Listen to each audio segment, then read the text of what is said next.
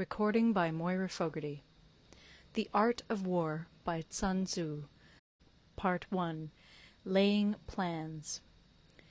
Sun Tzu said, "The art of war is of vital importance to the state.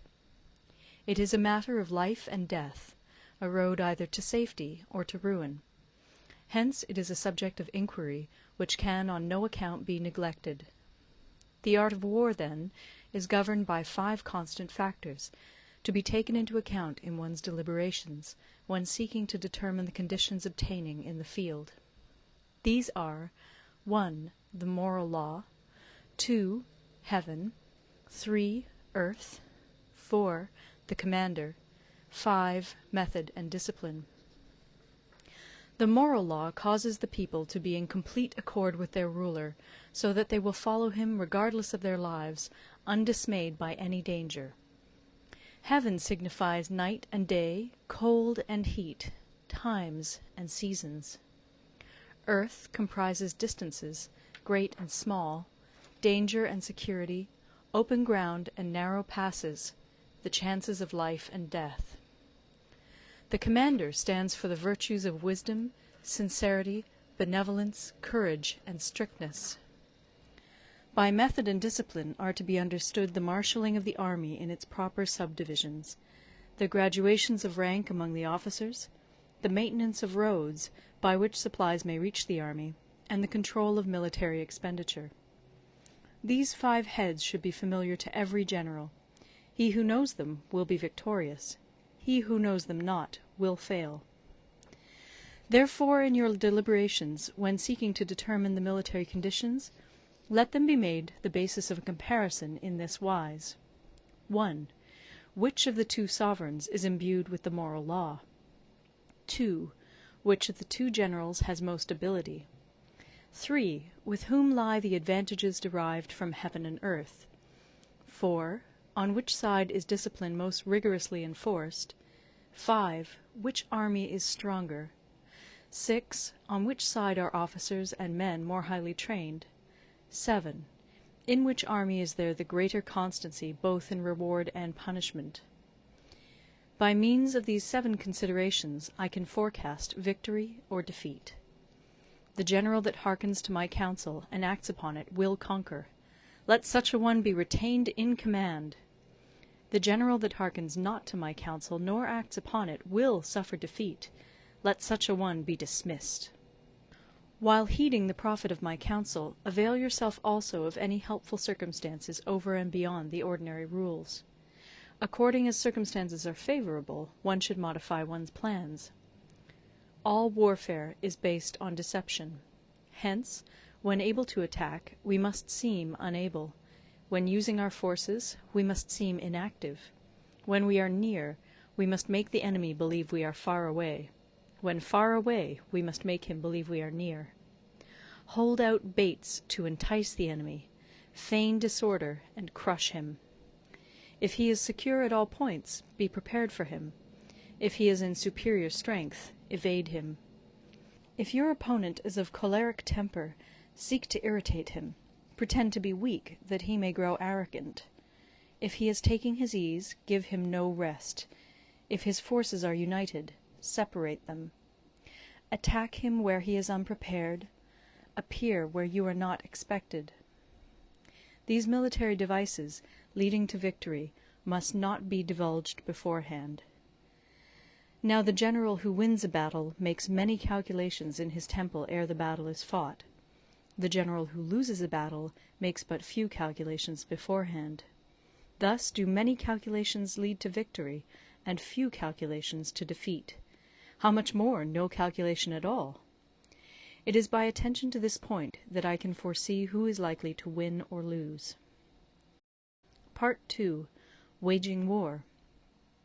Sun Tzu said, "In the operations of war, where there are in the field 1,000 swift chariots, as many heavy chariots, and 100,000 mail-clad soldiers, with provisions enough to carry them 1,000 li, the expenditure at home and at the front, including entertainment of guests, small items such as glue and paint, and sums spent on chariots and armour, will reach the total of 1,000 ounces of silver per day.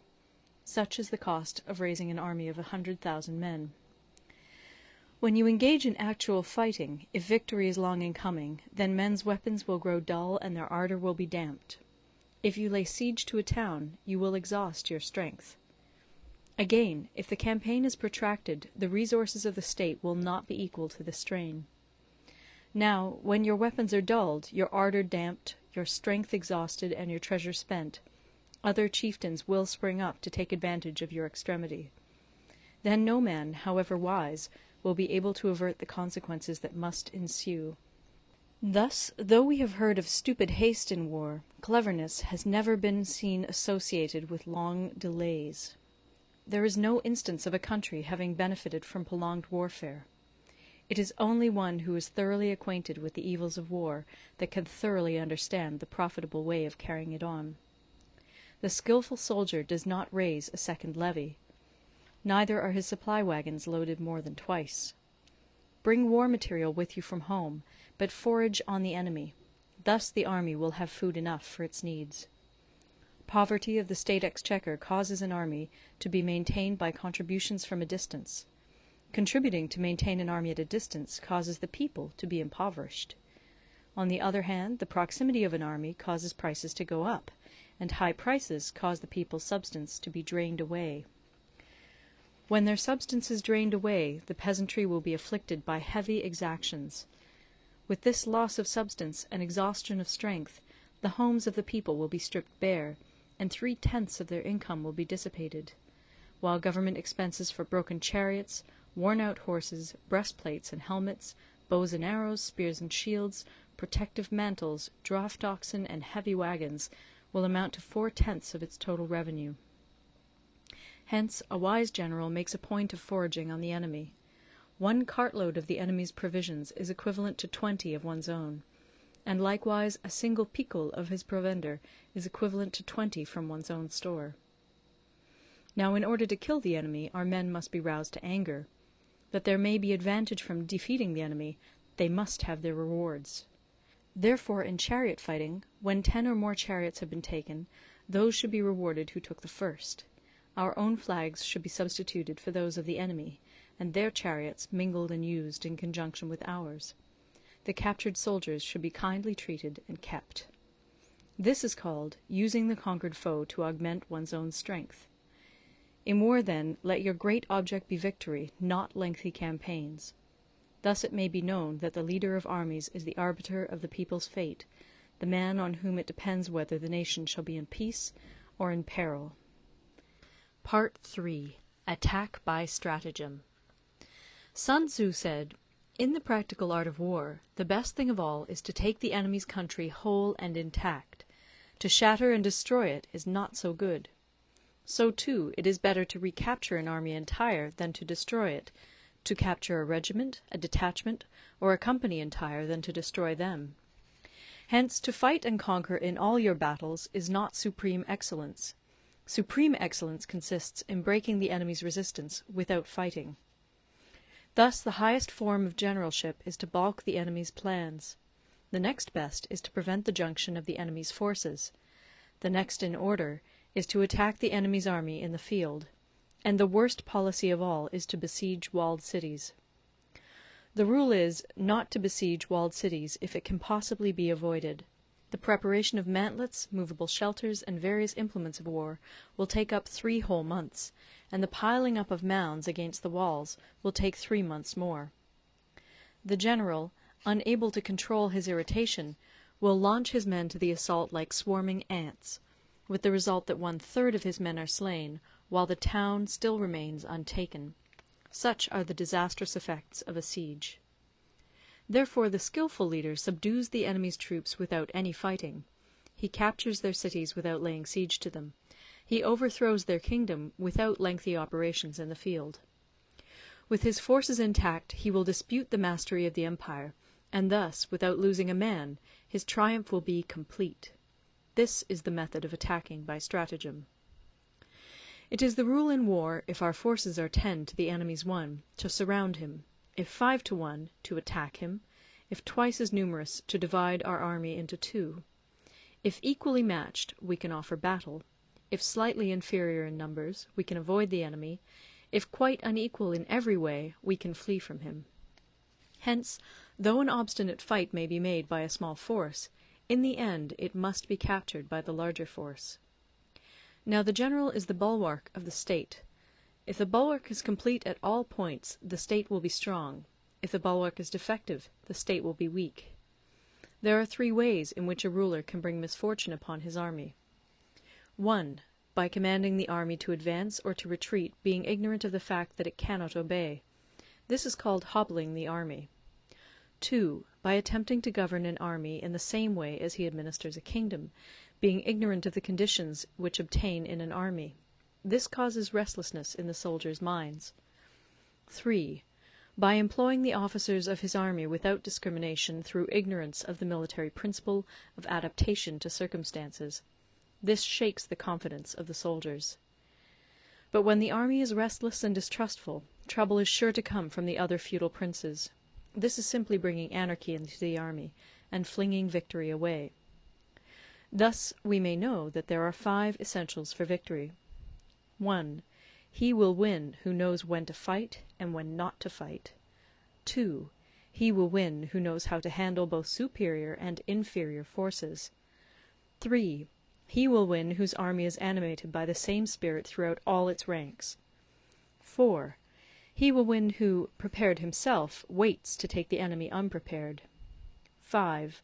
He will win who has military capacity and is not interfered with by the sovereign. Hence the saying, if you know the enemy and know yourself, you need not fear the result of 100 battles. If you know yourself, but not the enemy, for every victory gained you will also suffer a defeat. If you know neither the enemy nor yourself, you will succumb in every battle. Part 4. Tactical Dispositions. Sun Tzu said, "The good fighters of old first put themselves beyond the possibility of defeat, and then waited for an opportunity of defeating the enemy.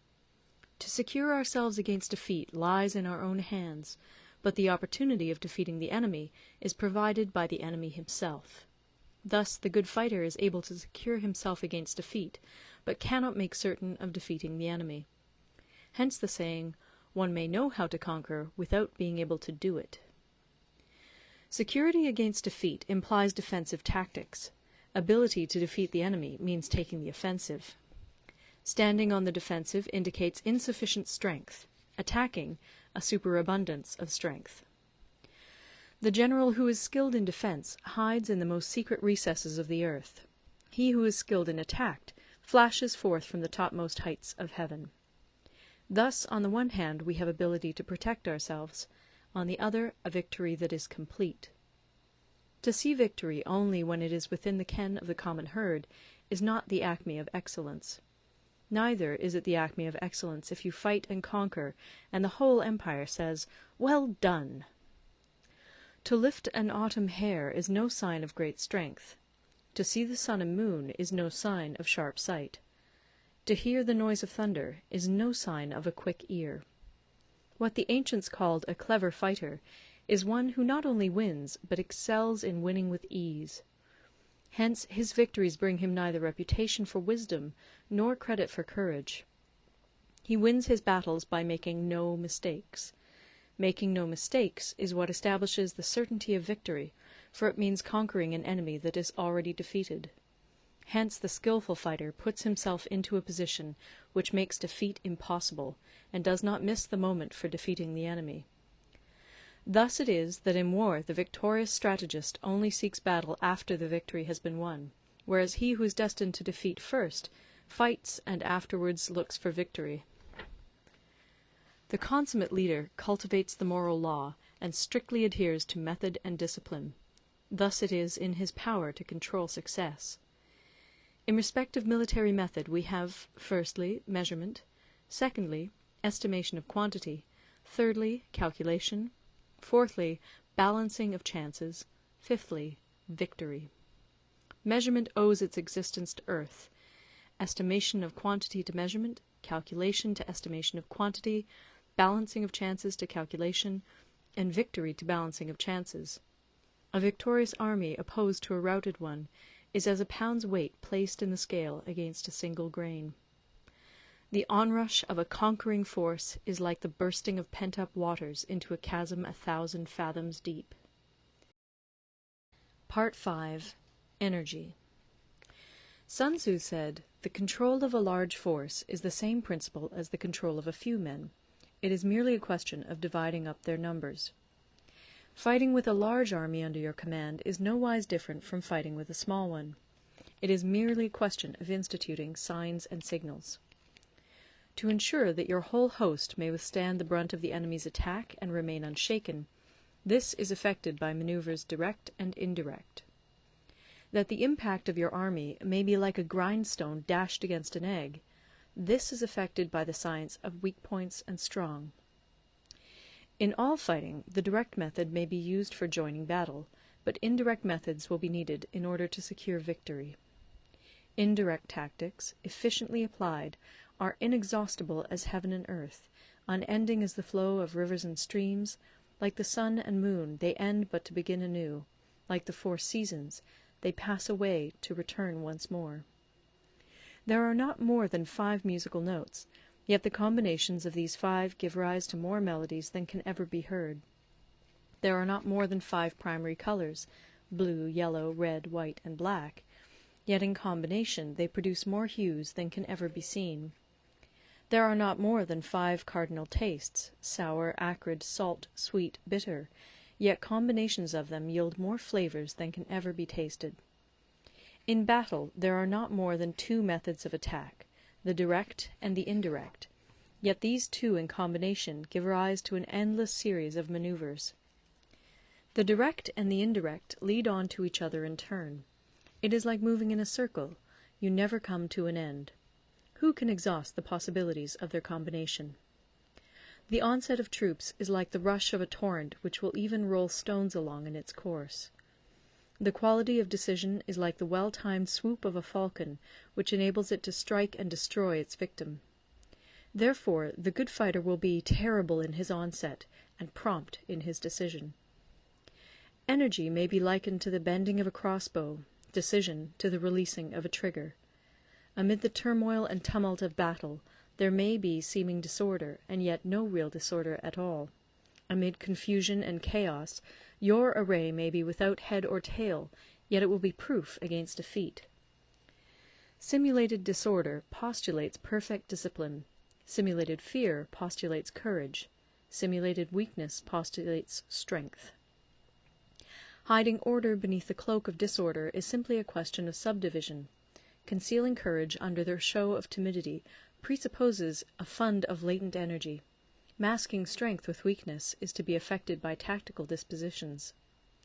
Thus, one who is skilful at keeping the enemy on the move maintains deceitful appearances, according to which the enemy will act.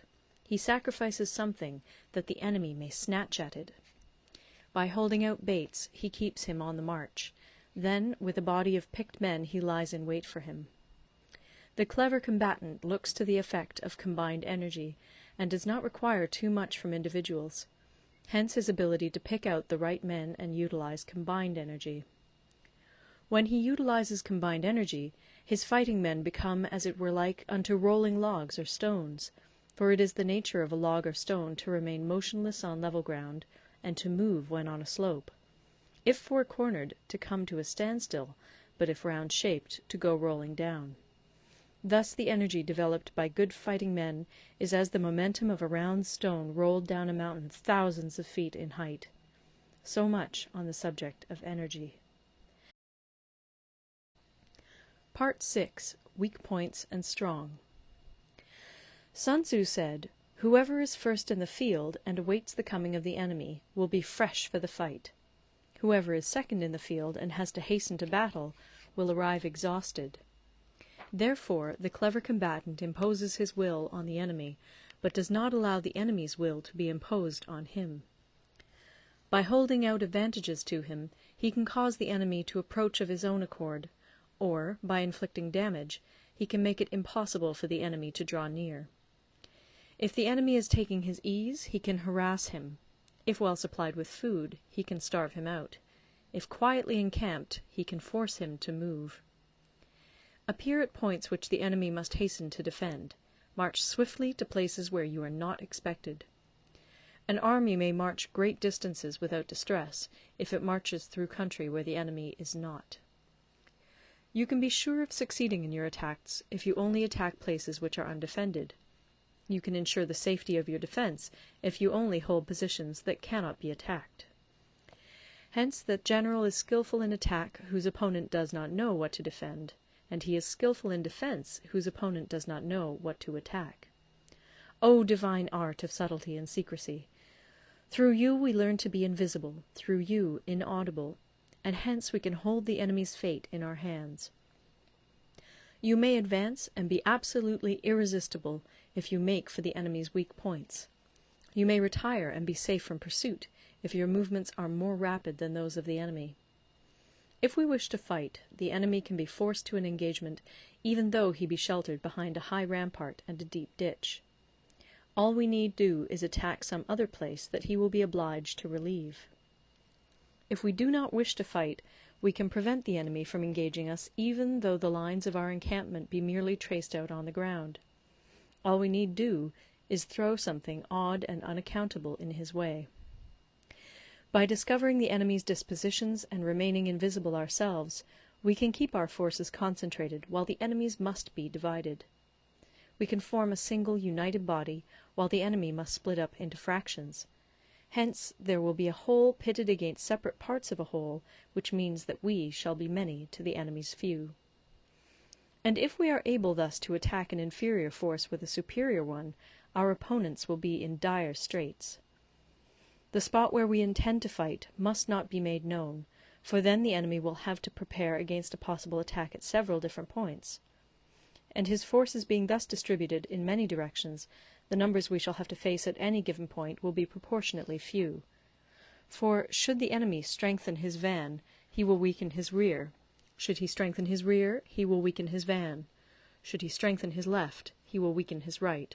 Should he strengthen his right, he will weaken his left.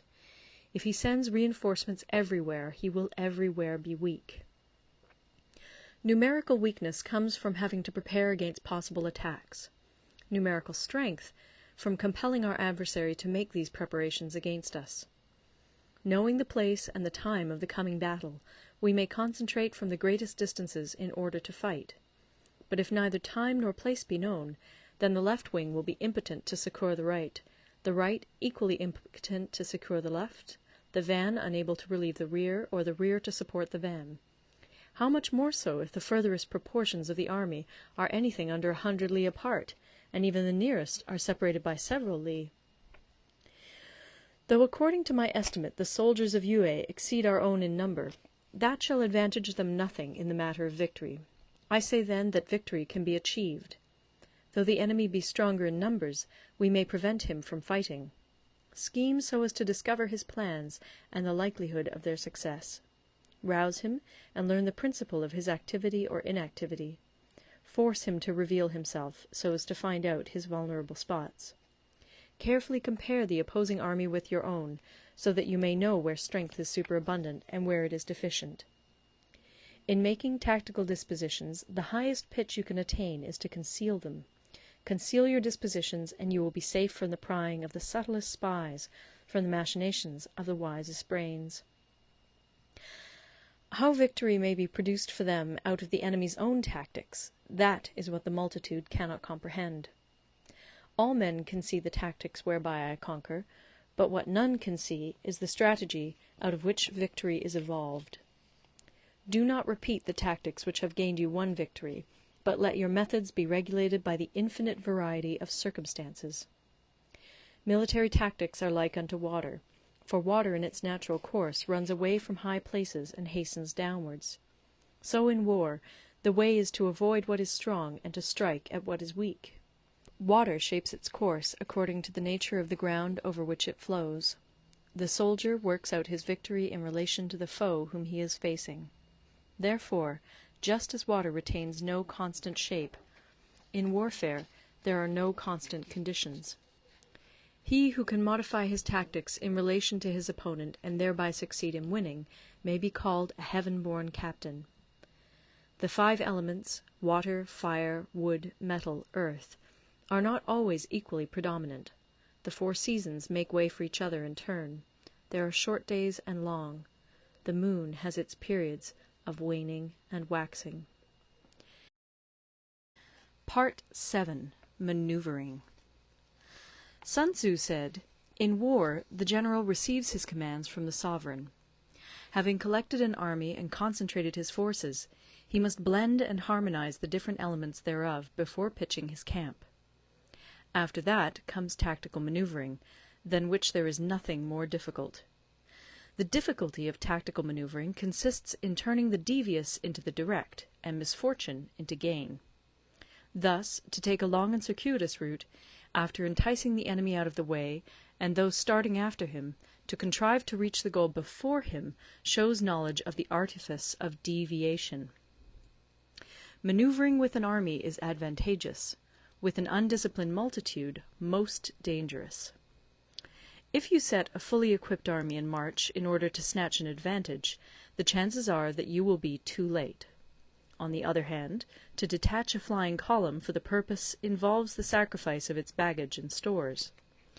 Thus, if you order your men to roll up their buff coats, and make forced marches without halting day or night, covering double the usual distance at a stretch, doing 100 li in order to wrest an advantage, the leaders of all your 3 divisions will fall into the hands of the enemy. The stronger men will be in front, the jaded ones will fall behind, and on this plan only 1/10 of your army will reach its destination. If you march 50 li in order to outmaneuver the enemy, you will lose the leader of your 1st division, and only half your force will reach the goal.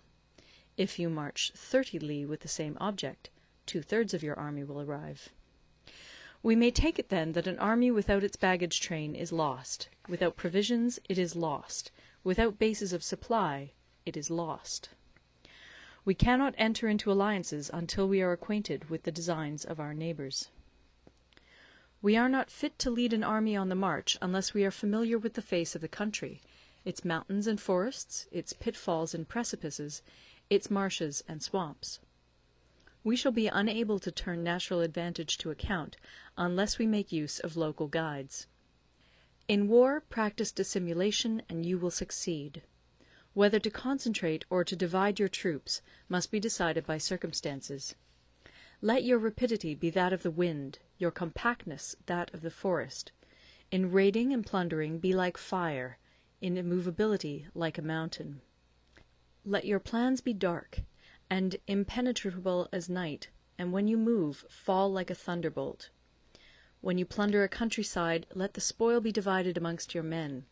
When you capture new territory, cut it up into allotments for the benefit of the soldiery. Ponder and deliberate before you make a move. He will conquer who has learnt the artifice of deviation. Such is the art of manoeuvring. The Book of Army Management says, "On the field of battle the spoken word does not carry far enough. Hence the institution of gongs and drums. Nor can ordinary objects be seen clearly enough. Hence the institution of banners and flags. Gongs and drums, banners and flags, are means whereby the ears and eyes of the host may be focused on one particular point. The host thus forming a single united body, it is impossible either for the brave to advance alone, or for the cowardly to retreat alone. This is the art of handling large masses of men. In night fighting, then, make much use of signal flyers and drums, and in fighting by day, of flags and banners, as a means of influencing the ears and eyes of your army. A whole army may be robbed of its spirit. A commander-in-chief may be robbed of his presence of mind. Now, a soldier's spirit is keenest in the morning; by noonday it has begun to flag, and in the evening his mind is bent only on returning to camp. A clever general, therefore, avoids an army when its spirit is keen, but attacks it when it is sluggish and inclined to return. This is the art of studying moods. Disciplined and calm, to await the appearance of disorder and hubbub amongst the enemy. This is the art of retaining self-possession. To be near the goal while the enemy is still far from it, to wait at ease while the enemy is toiling and struggling, to be well fed while the enemy is famished. This is the art of husbanding one's strength. to refrain from intercepting an enemy whose banners are in perfect order, to refrain from attacking an army drawn up in calm and confident array, this is the art of studying circumstances. It is a military axiom not to advance uphill against the enemy, nor to oppose him when he comes downhill. Do not pursue an enemy who simulates flight. Do not attack soldiers whose temper is keen. Do not swallow bait offered by the enemy. Do not interfere with an army that is returning home. When you surround an army, leave an outlet free. Do not press a desperate foe too hard. Such is the art of warfare. Part 8. Variation in Tactics. Sun Tzu said, "In war, the general receives his commands from the sovereign, collects his army, and concentrates his forces. When in difficult country, do not encamp. In country where high roads intersect, join hands with your allies. Do not linger in dangerously isolated positions. In hemmed-in situations, you must resort to stratagem. In desperate position, you must fight. There are roads which must not be followed, armies which must not be attacked, towns which must not be besieged, positions which must not be contested, commands of the sovereign which must not be obeyed." The general who thoroughly understands the advantages that accompany variation of tactics knows how to handle his troops. The general who does not understand these may be well acquainted with the configuration of the country, yet he will not be able to turn his knowledge to practical account. So, the student of war who is unversed in the art of war of varying his plans, even though he be acquainted with the 5 advantages, will fail to make the best use of his men. Hence, in the wise leader's plans, considerations of advantage and of disadvantage will be blended together. If our expectation of advantage be tempered in this way, we may succeed in accomplishing the essential part of our schemes. If, on the other hand, in the midst of difficulties we are always ready to seize an advantage, we may extricate ourselves from misfortune. Reduce the hostile chiefs by inflicting damage on them, and make trouble for them, and keep them constantly engaged. Hold out specious allurements, and make them rush to any given point. The art of war teaches us to rely not on the likelihood of the enemy's not coming, but on our own readiness to receive him; not on the chance of his not attacking, but rather on the fact that we have made our position unassailable. There are 5 dangerous faults which may affect a general. 1. Recklessness, which leads to destruction. 2. Cowardice, which leads to capture. 3. A hasty temper, which can be provoked by insults. 4. A delicacy of honour, which is sensitive to shame. 5. Over-solicitude for his men, which exposes him to worry and trouble. These are the 5 besetting sins of a general, ruinous to the conduct of war. When an army is overthrown and its leader slain, the cause will surely be found among these 5 dangerous faults. Let them be a subject of meditation. Part 9. The Army on the March. Sun Tzu said, "We come now to the question of encamping the army, and observing signs of the enemy. Pass quickly over mountains, and keep in the neighbourhood of valleys. Camp in high places, facing the sun. Do not climb heights in order to fight." So much for mountain warfare. After crossing a river, you should get far away from it. When an invading force crosses a river in its onward march, do not advance to meet it in midstream. It will be best to let half the army get across, and then deliver your attack. If you are anxious to fight, you should not go to meet the invader near a river which he has to cross. Moor your craft higher up than the enemy, and facing the sun. Do not move upstream to meet the enemy. So much for river warfare. In crossing salt marshes, your sole concern should be to get over them quickly, without any delay. If forced to fight in a salt marsh, you should have water and grass near you, and get your back to a clump of trees. So much for operations in salt marshes. In dry, level country, take up an easily accessible position with rising ground to your right and on your rear, so that the danger may be in front and safety lie behind. So much for campaigning in flat country. These are the 4 useful branches of military knowledge which enabled the Yellow Emperor to vanquish 4 several sovereigns. All armies prefer high ground to low, and sunny places to dark. If you are careful of your men and camp on hard ground, the army will be free from disease of every kind, and this will spell victory. When you come to a hill or a bank, occupy the sunny side, with the slope on your right rear. Thus you will at once act for the benefit of your soldiers, and utilize the natural advantages of the ground. When, in consequence of heavy rains up country, a river which you wish to ford is swollen and flecked with foam, you must wait until it subsides. Country in which there are precipitous cliffs with torrents running between, deep natural hollows, confined places, tangled thickets, quagmires, and crevasses, should be left with all possible speed, and not approached. While we keep away from such places, we should get the enemy to approach them. While we face them, we should let the enemy have them on his rear.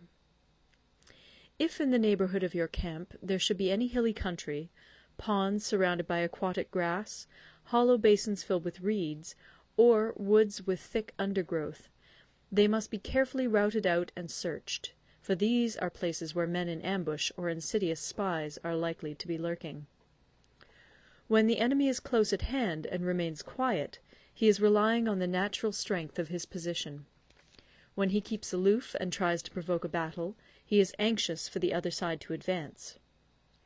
If his place of encampment is easy of access, he is tendering a bait. Movement amongst the trees of a forest shows that the enemy is advancing. The appearance of a number of screens in the midst of thick grass means that the enemy wants to make us suspicious. The rising of birds in their flight is the sign of an ambuscade. Startled beasts indicate that a sudden attack is coming. When there is dust rising in a high column, it is the sign of chariots advancing. When the dust is low, but spread over a wide area, it betokens the approach of infantry. When it branches out in different directions, it shows that parties have been sent to collect firewood. A few clouds of dust, moving to and fro, signify that the army is encamping. Humble words and increased preparations are signs that the enemy is about to advance. Violent language and driving forward as if to the attack are signs that he will retreat. When the light chariots come out first and take up a position on the wings, it is a sign that the enemy is forming for battle. Peace proposals unaccompanied by a sworn covenant indicate a plot. When there is much running about, and the soldiers fall into rank, it means that the critical moment has come. When some are seen advancing and some retreating, it is a lure. When the soldiers stand leaning on their spears, they are faint from want of food. If those who are sent to draw water begin by drinking themselves, the army is suffering from thirst. If the enemy sees an advantage to be gained and makes no effort to secure it, the soldiers are exhausted. If birds gather on any spot, it is unoccupied. Clamour by night betokens nervousness. If there is a disturbance in the camp, the general's authority is weak. If the banners and flags are shifted about, sedition is afoot. If the officers are angry, it means that the men are weary. When an army feeds its horses with grain and kills its cattle for food, and when the men do not hang their cooking pots over the campfires, showing that they will not return to their tents, you may know that they are determined to fight to the death. The sight of men whispering together in small knots, or speaking in subdued tones, points to disaffection amongst the rank and file. Too frequent rewards signify that the enemy is at the end of his resources. Too many punishments betray a condition of dire distress. To begin by bluster, but afterwards to take fright at the enemy's numbers, shows a supreme lack of intelligence. When envoys are sent with compliments in their mouths, it is a sign that the enemy wishes for a truce. If the enemy's troops march up angrily and remain facing ours for a long time without either joining battle or taking themselves off again, the situation is one that demands great vigilance and circumspection. If our troops are no more in number than the enemy, that is amply sufficient. It only means that no direct attack can be made. What we can do is simply to concentrate all our available strength, keep a close watch on the enemy, and obtain reinforcements. He who exercises no forethought, but makes light of his opponents, is sure to be captured by them. If soldiers are punished before they have grown attached to you, they will not prove submissive, and, unless submissive, they will be practically useless. If, when the soldiers have become attached to you, punishments are not enforced, they will still be useless. Therefore, soldiers must be treated in the first instance with humanity, but kept under control by means of iron discipline. This is a certain road to victory. If in training soldiers commands are habitually enforced, the army will be well disciplined. If not, its discipline will be bad. If a general shows confidence in his men, but always insists on his orders being obeyed, the gain will be mutual. Part 10. Terrain. Sun Tzu said, we may distinguish 6 kinds of terrain, to wit, 1. Accessible ground, 2. Entangling ground, 3. Temporizing ground, 4. Narrow passes, 5. Precipitous heights, 6. Positions at a great distance from the enemy. Ground which can be freely traversed by both sides is called accessible. With regard to ground of this nature, be before the enemy in occupying the raised and sunny spots, and carefully guard your line of supplies. Then you will be able to fight with advantage. Ground which can be abandoned but is hard to reoccupy is called entangling. From a position of this sort, if the enemy is unprepared, you may sally forth and defeat him. But if the enemy is prepared for your coming, and you fail to defeat him, then, return being impossible, disaster will ensue. When the position is such that neither side will gain by making the first move, it is called temporizing ground. In a position of this sort, even though the enemy should offer us an attractive bait, it will be advisable not to stir forth, but rather to retreat, thus enticing the enemy in his turn. Then, when part of his army has come out, we may deliver our attack with advantage. With regard to narrow passes, if you can occupy them first, let them be strongly garrisoned, and await the advent of the enemy. Should the army forestall you in occupying a pass, do not go after him if the pass is fully garrisoned, but only if it is weakly garrisoned. With regard to precipitous heights, if you are beforehand with your adversary, you should occupy the raised and sunny spots, and there wait for him to come up. If the enemy has occupied them before you, do not follow him, but retreat, and try to entice him away. If you are situated at a great distance from the enemy, and the strength of the 2 armies is equal, it is not easy to provoke a battle, and fighting will be to your disadvantage. These 6 are the principles connected with earth. The general who's attained a responsible post must be careful to study them. Now, an army is exposed to 6 several calamities, not arising from natural causes, but from faults for which the general is responsible. These are 1. Flight, 2. Insubordination, 3. Collapse, 4. Ruin, 5. Disorganization, 6. Rout. Other conditions being equal, if one force is hurled against another 10 times its size, the result will be the flight of the former. When the common soldiers are too strong and their officers too weak, the result is insubordination. When the officers are too strong and the common soldiers too weak, the result is collapse. When the higher officers are angry and insubordinate, and on meeting the enemy give battle on their own account from a feeling of resentment, before the commander-in-chief can tell whether or not he is in a position to fight, the result is ruin. When the general is weak and without authority, when his orders are not clear and distinct, when there are no fixed duties assigned to officers and men, and the ranks are formed in a slovenly, haphazard manner, the result is utter disorganization. When a general, unable to estimate the enemy's strength, allows an inferior force to engage a larger one, or hurls a weak detachment against a powerful one, and neglects to place picked soldiers in the front rank, the result must be rout. These are 6 ways of courting defeat, which must be carefully noted by the general who has attained a responsible post. The natural formation of the country is the soldier's best ally, but a power of estimating the adversary, of controlling the forces of victory, and of shrewdly calculating difficulties, dangers, and distances, constitutes the test of a great general. He who knows these things, and in fighting puts his knowledge into practice, will win his battles. He who knows them not, nor practises them, will surely be defeated. If fighting is sure to result in victory, then you must fight, even though the ruler forbid it. If fighting will not result in victory, then you must not fight even at the ruler's bidding. The general who advances without coveting fame, and retreats without fearing disgrace, whose only thought is to protect his country and do good service for his sovereign, is the jewel of the kingdom. Regard your soldiers as your children, and they will follow you into the deepest valleys.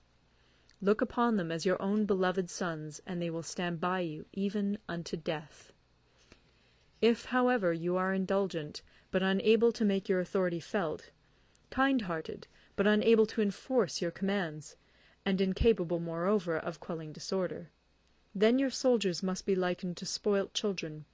They are useless for any practical purpose.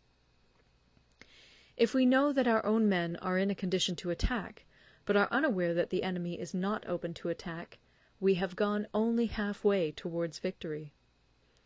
If we know that the enemy is open to attack, but are unaware that our own men are not in a condition to attack, we have gone only half-way towards victory.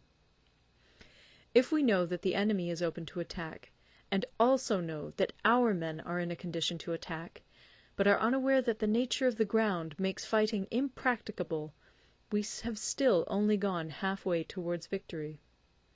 Hence the experienced soldier, once in motion, is never bewildered. Once he has broken camp, he is never at a loss. Hence the saying, "If you know the enemy and know yourself, your victory will not stand in doubt. If you know heaven and know earth, you may make your victory complete." Part 11. The 9 Situations. Sun Tzu said, "The art of war recognizes 9 varieties of ground.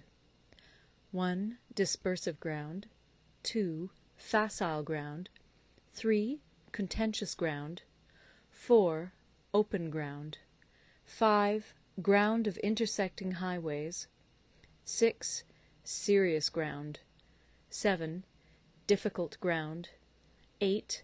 Hemmed-in ground. 9. Desperate ground.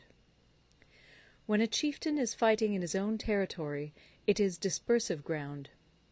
When he has penetrated into hostile territory, but to no great distance, it is facile ground. Ground the possession of which imports great advantage to either side is contentious ground. Ground on which each side has liberty of movement is open ground. Ground which forms the key to 3 contiguous states, so that he who occupies it first has most of the empire at his command, is a ground of intersecting highways. When an army has penetrated into the heart of a hostile country, leaving a number of fortified cities in its rear, it is serious ground. Mountain forests, rugged steeps, marshes, and fens, all country that is hard to traverse, this is difficult ground. Ground which is reached through narrow gorges, and from which we can only retire by tortuous paths, so that a small number of the enemy would suffice to crush a large body of our men, this is hemmed-in ground. Ground on which we can only be saved from destruction by fighting without delay is desperate ground. On dispersive ground, therefore, fight not. On facile ground, halt not. On contentious ground, attack not. On open ground, do not try to block the enemy's way. On the ground of intersecting highways, join hands with your allies. On serious ground, gather in plunder. In difficult ground, keep steadily on the march. On hemmed-in ground, resort to stratagem. On desperate ground, fight. Those who were called skilful leaders of old knew how to drive a wedge between the enemy's front and rear, to prevent cooperation between his large and small divisions, to hinder the good troops from rescuing the bad, the officers from rallying their men. When the enemy's men were united, they managed to keep them in disorder. When it was to their advantage, they made a forward move; when otherwise, they stopped still. If asked how to cope with a great host of the enemy in orderly array, and on the point of marching to the attack, I should say, begin by seizing something which your opponent holds dear. Then he will be amenable to your will. Rapidity is the essence of war. Take advantage of the enemy's unreadiness. Make your way by unexpected routes, and attack unguarded spots. The following are the principles to be observed by an invading force. The further you penetrate into a country, the greater will be the solidarity of your troops, and thus the defenders will not prevail against you. Make forays in fertile country in order to supply your army with food. Carefully study the well-being of your men, and do not overtax them. Concentrate your energy and hoard your strength. Keep your army continually on the move, and devise unfathomable plans.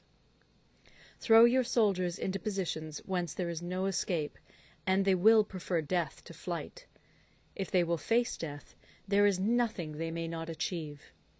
Officers and men alike will put forth their uttermost strength.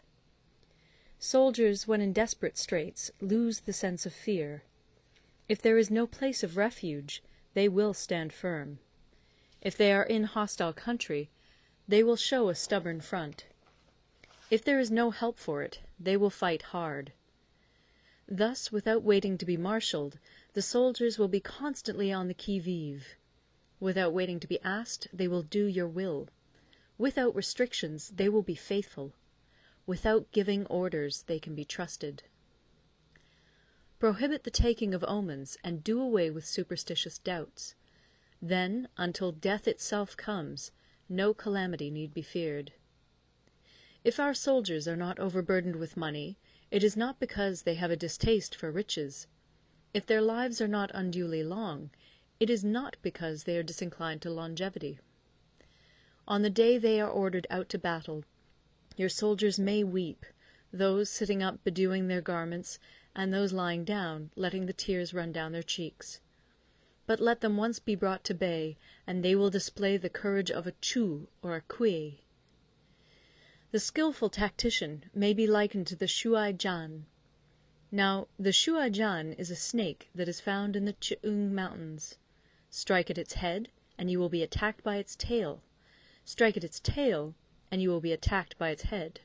Strike at the middle, and you will be attacked by head and tail both. Asked if an army can be made to imitate the Shuai-jan, I should answer yes.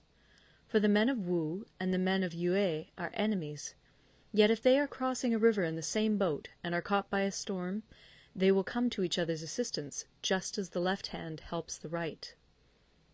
Hence it is not enough to put one's trust in the tethering of horses and the burying of chariot wheels in the ground. The principle on which to manage an army is to set up one standard of courage, which all must reach. How to make the best of both strong and weak, that is a question involving the proper use of ground. Thus, the skilful general conducts his army just as though he were leading a single man, willy-nilly, by the hand. It is the business of a general to be quiet, and thus ensure secrecy; upright and just, and thus maintain order. He must be able to mystify his officers and men by false reports and appearances, and thus keep them in total ignorance. By altering his arrangements and changing his plans, he keeps the enemy without definite knowledge. By shifting his camp and taking circuitous routes, he prevents the enemy from anticipating his purpose. At the critical moment, the leader of an army acts like one who has climbed up a height and then kicks away the ladder behind him. He carries his men deep into hostile territory before he shows his hand. He burns his boats and breaks his cooking pots. Like a shepherd driving a flock of sheep, he drives his men this way and that, and nothing knows whither he is going. To muster his host, and bring it into danger, this may be termed the business of the general. The different measures suited to the 9 varieties of ground, the expediency of aggressive or defensive tactics, and the fundamental laws of human nature, these are things that must most certainly be studied. When invading hostile territory, the general principle is that penetrating deeply brings cohesion, penetrating but a short way means dispersion. When you leave your own country behind and take your army across neighbourhood territory, you find yourself on critical ground. When there are means of communication on all 4 sides, the ground is one of intersecting highways. When you penetrate deeply into a country, it is serious ground. When you penetrate but a little way, it is facile ground. When you have the enemy's strongholds on your rear and narrow passes in front, it is hemmed-in ground. When there is no place of refuge at all, it is desperate ground. Therefore, on dispersive ground I would inspire my men with unity of purpose. On facile ground I would see that there is close connection between all parts of my army. On contentious ground I would hurry up my rear. On open ground I would keep a vigilant eye on my defences. On ground of intersecting highways I would consolidate my alliances.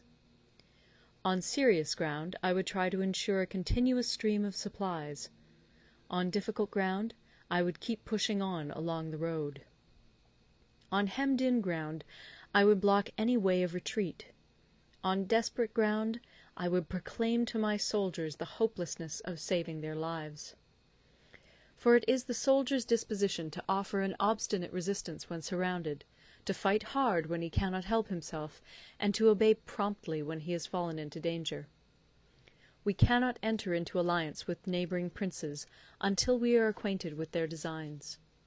We are not fit to lead an army on the march unless we are familiar with the face of the country, its mountains and forests, its pitfalls and precipices, its marshes and swamps. We shall be unable to turn natural advantages to account unless we make use of local guides.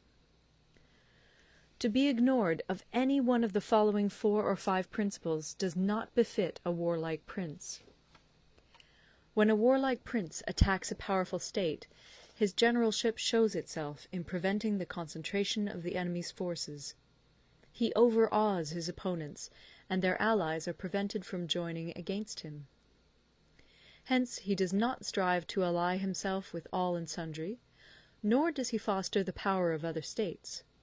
He carries out his own secret designs, keeping his antagonists in awe. Thus he is able to capture their cities and overthrow their kingdoms.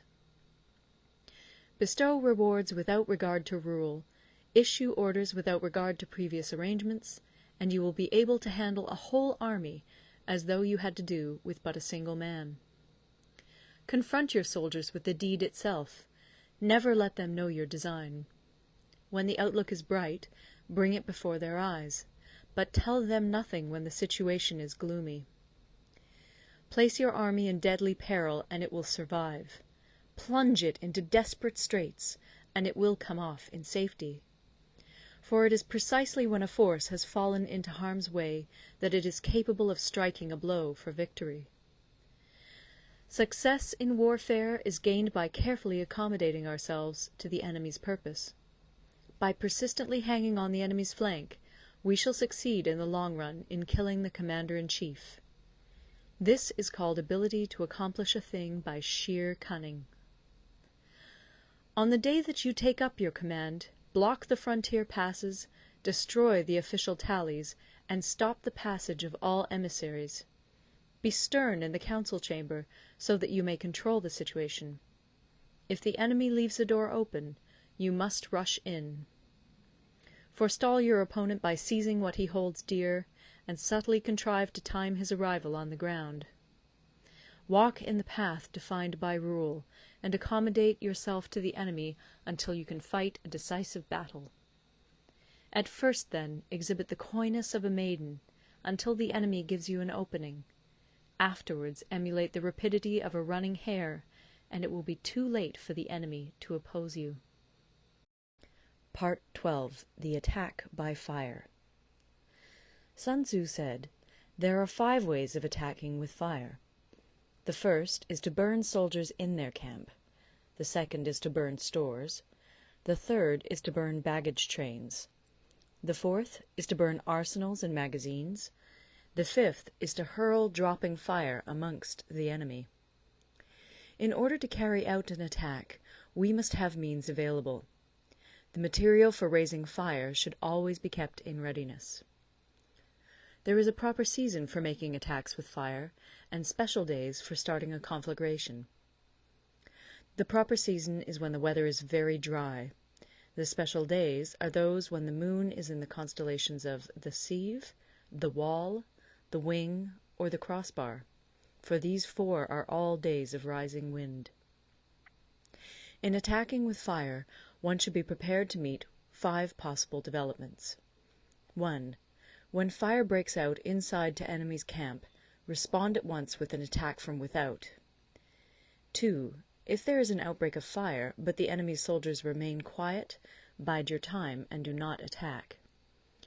3. When the force of the flames has reached its height, follow it up with an attack, if that is practicable. If not, stay where you are.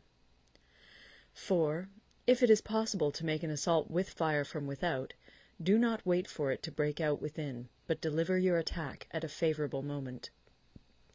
5. When you start a fire, be to windward of it. Do not attack from the leeward. A wind that rises in the daytime lasts long, but a night breeze soon falls. In every army, the 5 developments connected with fire must be known, the movements of the stars calculated, and a watch kept for the proper days. Hence, those who use fire as an aid to the attack show intelligence. Those who use water as an aid to the attack gain an accession of strength. By means of water, an enemy may be intercepted, but not robbed of all his belongings. Unhappy is the fate of one who tries to win his battles and succeed in his attacks without cultivating the spirit of enterprise, for the result is a waste of time and general stagnation. Hence the saying, "The enlightened ruler lays his plans well ahead. The good general cultivates his resources." Move not unless you see an advantage. Use not your troops unless there is something to be gained. Fight not unless the position is critical. No ruler should put troops into the field merely to gratify his own spleen. No general should fight a battle simply out of pique. If it is to your advantage, make a forward move. If not, stay where you are. Anger may in time change to gladness. Vexation may be succeeded by content. But a kingdom that has once been destroyed can never come again into being, nor can the dead ever be brought back to life. Hence the enlightened ruler is heedful, and the good general full of caution. This is the way to keep a country at peace and an army intact. Part 13. The Use of Spies. Sun Tzu said, "Raising a host of 100,000 men, and marching them great distances, entails heavy loss on the people, and a drain on the resources of the state. The daily expenditure will amount to 1,000 ounces of silver. There will be commotion at home and abroad, and men will drop down exhausted on the highways. As many as 700,000 families will be impeded in their labour. Hostile armies may feast each other for years, striving for the victory which is decided in a single day. This being so, to remain in ignorance of the enemy's condition simply because one grudges the outlay of 100 ounces of silver in honours and emoluments is the height of inhumanity. One who acts thus is no leader of men, no present help to his sovereign, no master of victory. Thus, what enables the wise sovereign and the good general to strike and conquer and achieve things beyond the reach of ordinary men is foreknowledge. Now, this foreknowledge cannot be elicited from spirits. It cannot be obtained inductively from experience, nor by any deductive calculation. Knowledge of the enemy's dispositions can only be obtained from other men. Hence the use of spies, of whom there are 5 classes. 1. Local spies. 2. Inward spies. 3. Converted spies. 4. Doomed spies. 5. Surviving spies. When these 5 kinds of spy are all at work, none can discover the secret system. This is called divine manipulation of the threads. It is the sovereign's most precious faculty. Having local spies means employing the services of the inhabitants of a district. Having inward spies, making use of officials of the enemy. Having converted spies, getting hold of the enemy's spies and using them for our own purposes. Having doomed spies, doing certain things openly for purposes of deception, and allowing our spies to know of them and report them to the enemy. Surviving spies, finally, are those who bring back news from the enemy's camp.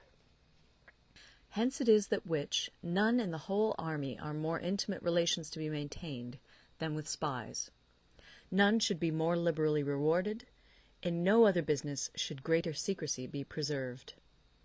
Spies cannot be usefully employed without a certain intuitive sagacity.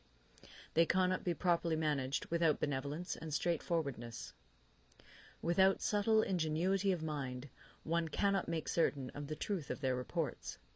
Be subtle, and use your spies for every kind of business. If a secret piece of news is divulged by a spy before the time is ripe, he must be put to death together with the man to whom the secret was told. Whether the object be to crush an army, to storm a city, or to assassinate an individual, it is always necessary to begin by finding out the names of the attendants, the aides-de-camp, and doorkeepers and sentries of the general in command. Our spies must be commissioned to ascertain these. The enemy's spies, who have come to spy on us, must be sought out, tempted with bribes, led away, and comfortably housed. Thus they will become converted spies and available for our service. It is through the information brought by the converted spy that we are able to acquire and employ local and inward spies. It is owing to this information again that we can cause the doomed spy to carry false tidings to the enemy. Lastly, it is by this information that the surviving spy can be used on appointed occasions. The end and aim of spying in all its 5 varieties is knowledge of the enemy, and this knowledge can only be derived in the first instance from the converted spy. Hence it is essential that the converted spy be treated with the utmost liberality.